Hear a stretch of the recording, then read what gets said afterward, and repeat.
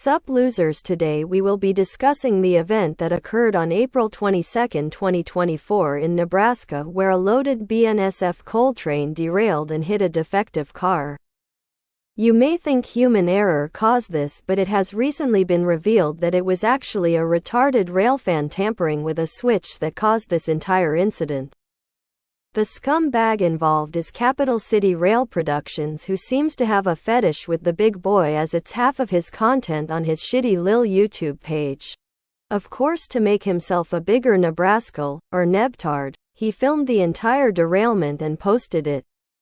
In the beginning, he gives his version of the story, which is total bullshit. Hello everyone, and welcome back to another video. I'd like to take the time to set the stage for the fateful incident that we will be discussing today. On Sunday, April 21st, just after 7 p.m., a empty Arbor coal train was heading back from the Nebraska City power plant. As it passed through Bennett, it had a defective coal car that it needed to be taken out of the train. The crew decides to place it in the rip track just inside of Bennett, going across the main road between the grain elevator and the main railroad crossing. The crew did this and set a switch in a manner that they can park the car, set up a portable derailleur, and then continue their journey. Unbeknownst to them, they completely neglected to reset the switch. On the evening of Monday the 22nd, just after 5 p.m., as I was driving home from work along Highway 2, there was a loaded Arbor that I spotted. The train came into Bennett just after 6 p.m. Unbeknownst to the crew of the loaded Arbor coal train, the switch was still set incorrectly. Meanwhile, the parked defective coal car remains stationary on its correct track as the loaded Arbor speeds along its route. It hurls towards the coal car, and with a deafening crash, the two trains collide, sending shock waves through the tranquil town. Despite the chaos, miraculously, the crew emerges from the collision completely unharmed, though undoubtedly shaken by the ordeal. The aftermath of the collision raises the questions of how such a routine journey can turn perilous, and what lessons can be gleaned from such a brush disaster.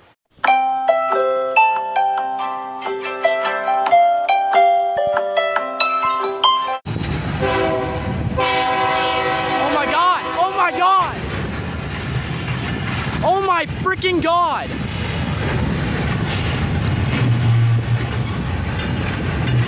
Oh my god, are they okay?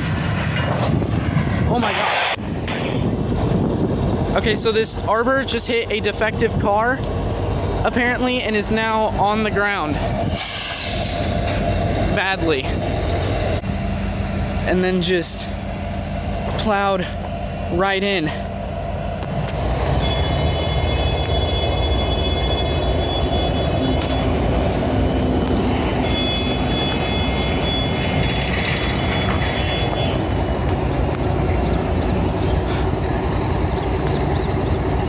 Oh my gosh, this is insane.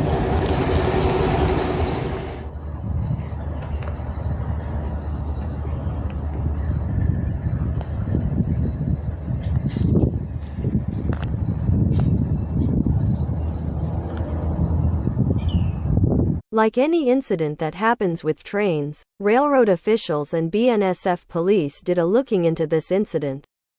The article that's included is a report on the findings and found this loser responsible. Investigators now believe a train derailment on the edge of Bennett in April was caused intentionally by a teenager who then recorded it and posted it online. BNSF Railway Police have referred the 17-year-old boy to the Lancaster County Attorney's Office for prosecution for felony criminal mischief, saying the derailment caused an estimated $350,000 in damage. In a search warrant filed this week, BNSF police investigator Thomas McCaslin said that shortly after 6 p.m.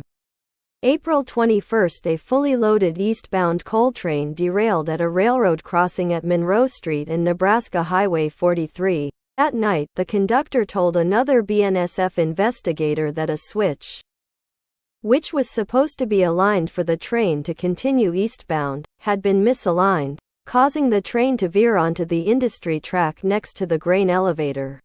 While a BNSF investigator still was at the scene, the 17-year-old Bennett boy who reported the derailment came up to him and said he had recorded it on his cell phone. The officer quickly suspected the teen. 3 days later, investigators were able to get security footage from the Frontier Co-op, which showed a car that looked like the teen's park and the driver walk toward the switch, out of view of the camera, and run back soon after.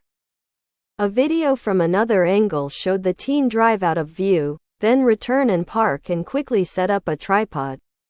On Monday, BNSF Railway Police seized the teenager's cell phone case and a digital recorder.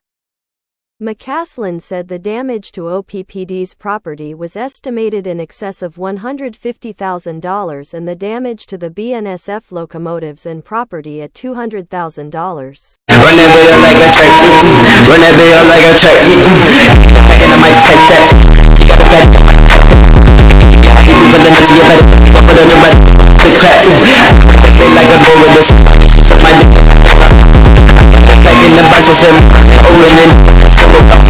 Unless you man, I feel like it's me. I'm never be a nigga, but she better not be texting me.